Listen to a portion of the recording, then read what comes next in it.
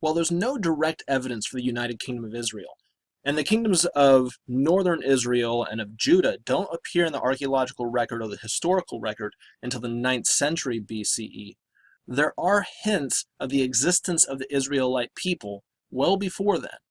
During the Middle and Late Bronze Age, a group known as the Habru are often mentioned throughout the Semitic world, throughout Mesopotamia and the Levant. They're generally referred to as hill tribes, and they acted as raiders. So that term Habru doesn't relate to one specific group of people. It's more a catch-all term for brigand tribes or raiding tribes out of the hills. Hills such as the Central Highlands of Israel. As a matter of fact, stories of David's youth before he became king included living in the hills, raiding other tribes. It is possible that Hebrew is simply another pronunciation for Habaru. However, we also have a reference to the name Israel appearing at the very end of the Late Bronze Age. Before the arrival of the Sea Peoples, an Egyptian king named Merneptah conducted a campaign within Canaan. When he came home, he set up a victory stele. A stele is just a tall stone slab with writing on it. If you remember Hammurabi's code, that was set up on a stele. Well, Merneptah's stele said, Canaan has been plundered into every sort of woe. Then it lists a few tribes that he had defeated while he was within Canaan. And then it says, Israel is laid to waste, and his seed is not. Additionally, within the archaeological record within Canaan, while we don't have any evidence for kingdoms during the 10th century, the time of David and Solomon, we do have new architecture and pottery styles appearing in the hills just north of Jerusalem, beginning in the early Iron Age. That's in the 12th and 11th centuries, the time that the Israelites said that they came and conquered the land of Canaan. By the time we get to the 10th century, the 900s, the time of David and Solomon, similar housing and pottery began to appear within Canaanite cities in the lowlands.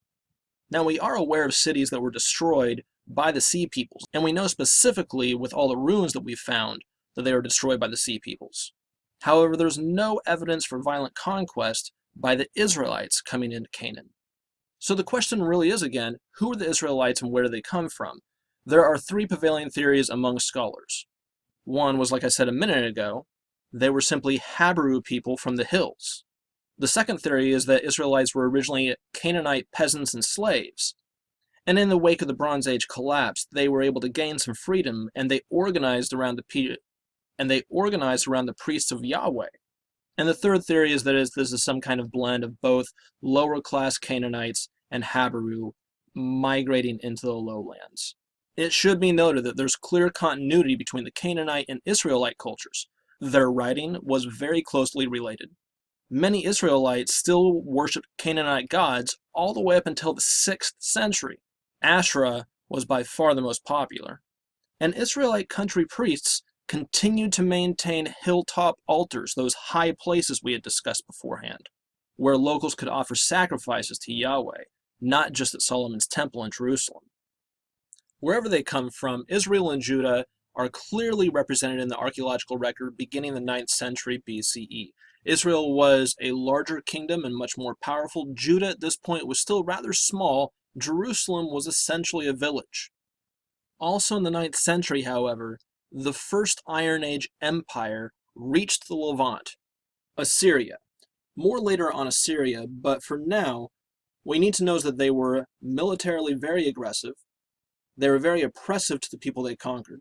And a key feature of their internal policy was that they would punish revolts by slaughtering parts of the population and or deporting large parts of it, redistributing those people throughout the empire, cutting them off from their neighbors and their homeland. By the time we get to the 8th century BCE, Assyria had successfully made all the kingdoms within the Levant vassal states. What that means is they were able to make kingdoms like Israel and Judah swear allegiance to them and provide tribute or troops whenever required. Sometimes they even made the kings and priests of these states, including Israel and Judah, worship their own god, Asher. Asher is not related to Asherah. Totally different God. In addition to all this oppression, however, the expansion of the imperial bureaucracy encouraged more urbanization, which in many ways increased the power of kings over their own local populations, as well as increasing the power of priests within cities, as opposed to the priests working out in the high places. This also made writing more common. There is some debate until when the priests of Yahweh actually started writing scripture, but most historians agree that by the 8th century, the Torah was beginning to be written down. Remember, Torah, Torah, the first 5 books of the Bible, the books of the law. During the later part of the 8th century, Israel often joined with other kingdoms in the northern Levant to revolt against the Assyrians, and whenever they lost one of these revolts, portions of the population were deported.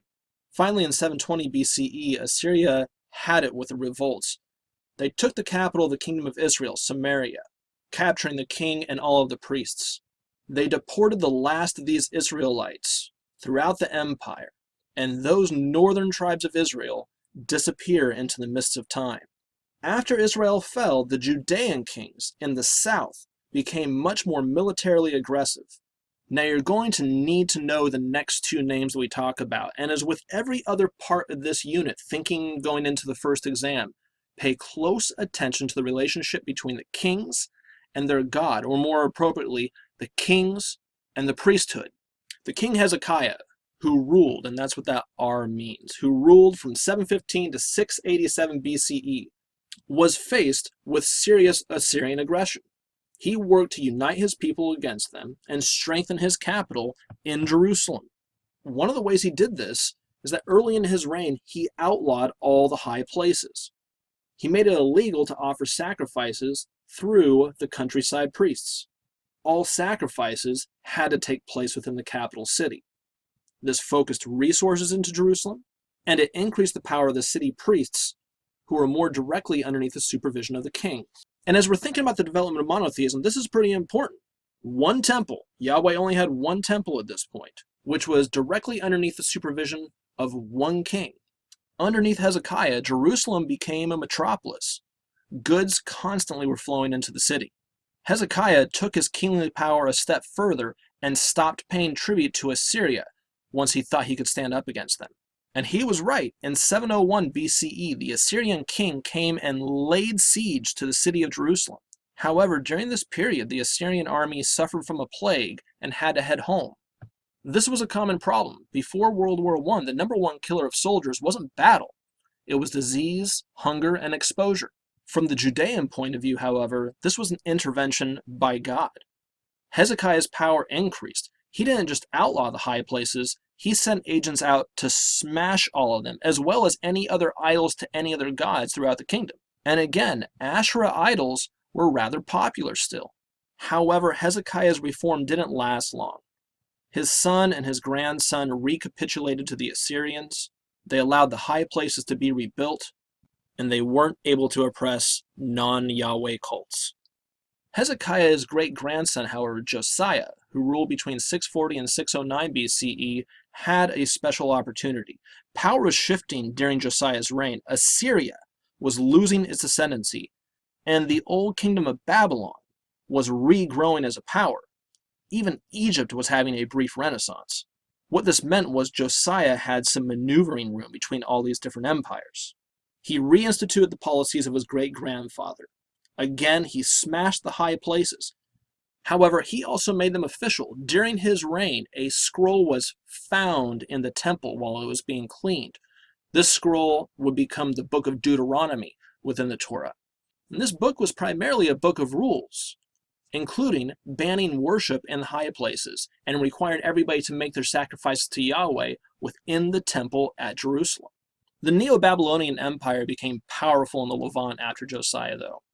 His sons became vassals to it, so again they swore loyalty to Babylon. In 597 BCE, the Judeans unsuccessfully revolted, and the Babylonians practiced the same policy as the Assyrians. They captured the king and deported part of his upper class, and they set up a puppet king. 10 years after that, in 587 BCE, that puppet king revolted, and the Babylonians deported most of the population, as well as destroying Solomon's temple. This began the period of what we call the Babylonian exile. It's during the Babylonian exile that the Judean God will cease to be just a national God of the Israelites and the Judeans, and will become the one and only universal God. It will be the time when they deny that any other God exists, the beginning of monotheism.